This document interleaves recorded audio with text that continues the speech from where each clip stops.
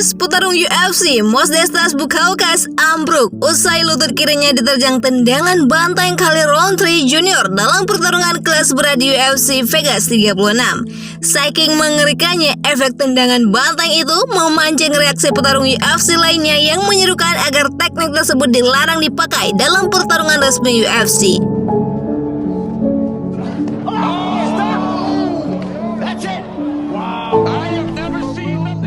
Namun, siapakah Khalil Rountree ini hingga tekniknya diserukan untuk dilarang digunakan dalam pertarungan UFC? Inilah kisahnya.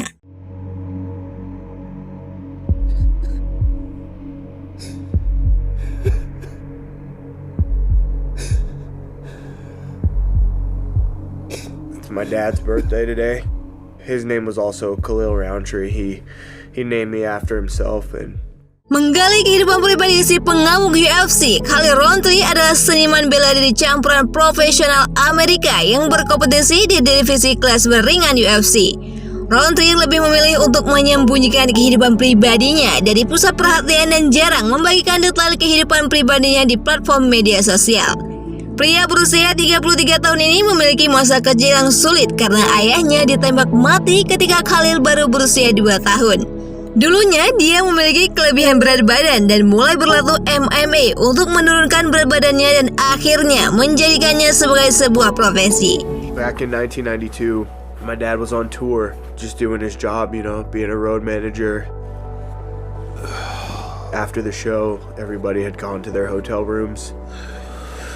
Some guys saw that he had some nice things and they decided that, they wanted to take it. They found out where his hotel room was and ended up getting him to come out of his hotel room, and they got into a fight. My dad's trying to defend himself against a few guys, and one of them ended up having a gun. Little did they know, they might have wanted to take, his things, but they took a good dude who worked hard to make the world a better place. I carry around his spirit with me. All the time. Khalil Rountree menikmati hubungan yang cukup stabil di masa dewasanya. Dia telah menjalin hubungan jangka panjang dengan pacarnya, Mia Kang, yang berprofesi sebagai model fashion dan pembawa acara televisi. Selain itu, ia juga berkompetisi dalam Muay Thai. Rountree dan Kang telah secara terbuka menerima hubungan mereka sejak tahun 2020, tetapi kronologi pasti hubungan mereka tidak diketahui.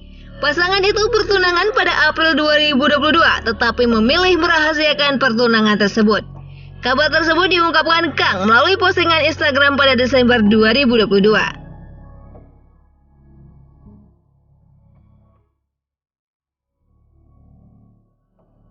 Kematian dini ayahnya meninggalkan kekosongan besar dalam kehidupan Khalil saat tumbuh dewasa. Saat menjelaskan perjalanannya menjadi petarung UFC, Rountree menjelaskan kehidupannya di sekolah menengah dan ketakutan akan mengubah pola pikir Khalil Rountree ketika dia berusia 19 tahun. Saat itulah ia menemukan seni bela diri campuran dan mulai berlatih untuk menanamkan disiplin dalam hidupnya. When I first decided, I've spoken about it in my past, and I haven't really brought it up in a long time, since the time I had a kind of a explosion meltdown in the cage or after. When I decided to start training mixed martial arts, 19 to 20, I made a decision to join a gym March 1st, 2010, so 20. When I would have to drive to the gym, 300 pounds, still smoking cigarettes, still depressed, I would have to drive down the 15, and I'd always see the UFC billboard. And as I started to get more familiar with MMA and UFC, that's something that I've seen so many times, and that was something that I looked at, the motivation, whatever pay-per-view, it's right there off the 15 by the PAL station.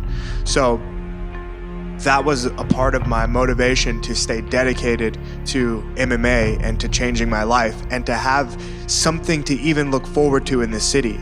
This city, at the time, for me growing up as a youth, there wasn't a lot of opportunity. There wasn't anything going on here that gave us a reason to dream. We didn't know what to do. You know, like we didn't have colleges, and we didn't walk the streets, and we didn't have people who were like, oh yeah, this is a lawyer. We didn't have the things that a lot of other cities do have, because Vegas is just a very different city. People come here to gamble and things like that. So being a young kid from here, I'd imagine that at the time that I was growing up, it's pretty hard to know what you want to do or what you want to be. So I think that, like, and I'm very thankful for the UFC, because when I saw that, it gave me hope. And so, you know, I would always tell myself, like, one day I'm going to be on that billboard, and then when I'm driving down, I'm going to see myself there.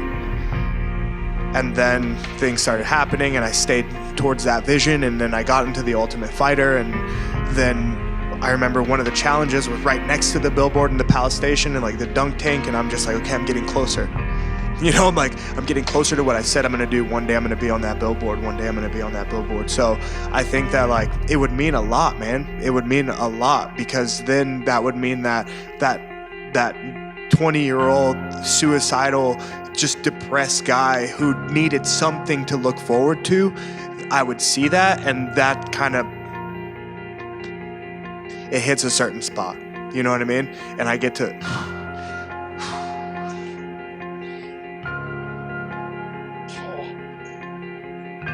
and I get to look back and be like,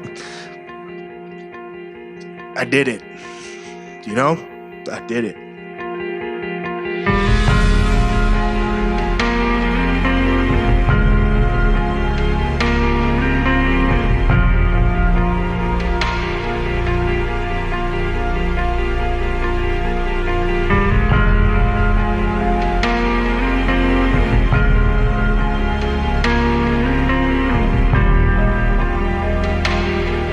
Walau terlihat sangat sangar dan menakutkan, akan tetapi hati lembutnya selalu mengarah pada masa kelamnya sebelum menjadi petarung profesional seperti sekarang ini.